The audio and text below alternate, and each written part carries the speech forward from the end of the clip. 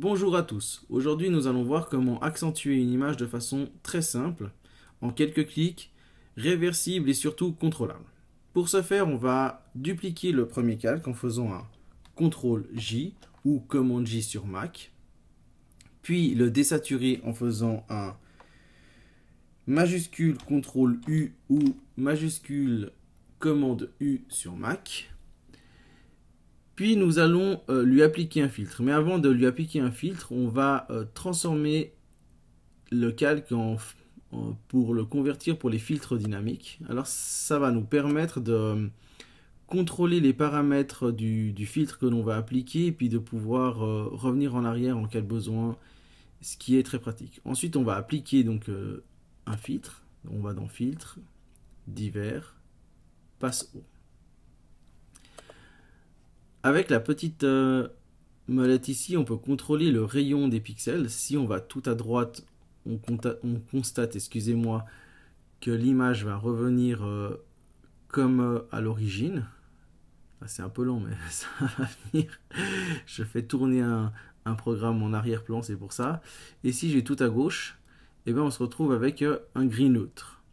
Donc le but du jeu, c'est de faire apparaître les parties où l'on veut accentuer les détails. Donc si je pousse un tout petit peu comme ça, là on voit comme une espèce d'effet 3D, je dirais, les parties qui vont être accentuées. Je fais exprès de pousser un peu trop fort pour vous montrer de façon probante le résultat, puis on va venir corriger juste après. Donc une fois que j'ai réussi à obtenir ce que je voulais, j'appuie sur OK.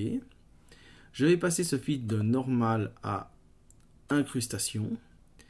Et là, si je fais un avant-après, on voit que ça a été accentué, mais surtout, ce qu'on peut voir, c'est que ça n'a pas vraiment perturbé les hautes et basses lumières. Ici, on voit clairement que le filtre est beaucoup trop fort. Donc, simplement en cliquant deux fois sur passe haut, on peut revenir et puis contrôler donc l'accentuation comme on le désire. Donc, je vais faire ça comme ça. Et je vais me concentrer pour moi là pour le moment uniquement sur les yeux. Pour moi, c'est la partie la plus importante. Et puis un peu les lèvres. Donc 3, c'est peut-être un peu trop. Hop, 1,9, ça me paraît pas mal. Pour contrôler ça, on va ajouter un masque de fusion. On prend un pinceau doux. Donc un pinceau pas dur, mais doux. Hop. On fait un CTRL-I ou commande I pour inverser le masque de fusion. Puis on va peindre en blanc sur les parties qui nous intéressent. Ici, les yeux. Donc là, j'ai fait avec un flux de 100%, mais si vous voulez faire un travail soigné, je vous conseille d'utiliser un flux de 10% comme d'habitude. Les lèvres. Hop. Donc si je fais avant, après, on voit assez clairement la différence. Puis je peux encore revenir sur mon accentuation pour pousser ou pas les choses, selon mon envie. Et puis on peut, ce qui est bien, c'est qu'on peut s'amuser comme ça à accentuer des zones de façon assez précise. Simplement, si maintenant je duplique ce calque en faisant CTRL-J ou commande J.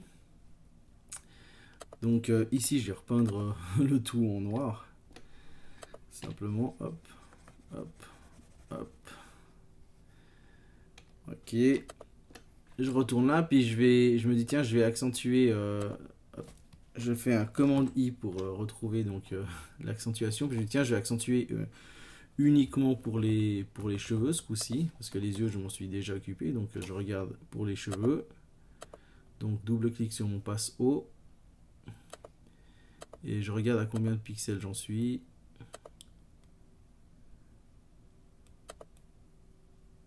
Ok, là je m'occupe uniquement des cheveux. Hein. Ok, ici, CTRL-I ou commande I, et puis je prends de nouveau mon pinceau doux. Alors cette fois je vais vraiment travailler avec un flux de 10%. Et avec le blanc, je vais venir peindre juste les cheveux.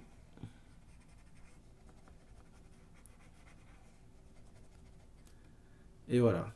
Si maintenant je regarde un peu un avant-après en réunissant juste les deux calques. dans un groupe. Donc on voit très bien le travail sélectif facile en quelques clics et parfaitement contrôlable. Si, là je vois par exemple que j'ai mes lèvres qui sont un poil trop accentuées. Je peux très bien venir appliquer un masque de fusion ici. De nouveau prendre un pinceau doux. Et puis en noir, avec un flux de 10%, donc pour mieux contrôler, venir un tout petit peu enlever d'accentuation. Hop. Et voilà, là on a un super travail précis et fait en quelques clics. Et puis en plus qui donne des résultats vraiment très très bien. Donc j'espère que ce petit tuto vous aura fait plaisir. Et comme d'habitude, si vous avez d'autres idées, des interrogations et que vous voulez que je vous fasse des tutos personnalisés, c'est avec plaisir que je le ferai. À tout bientôt.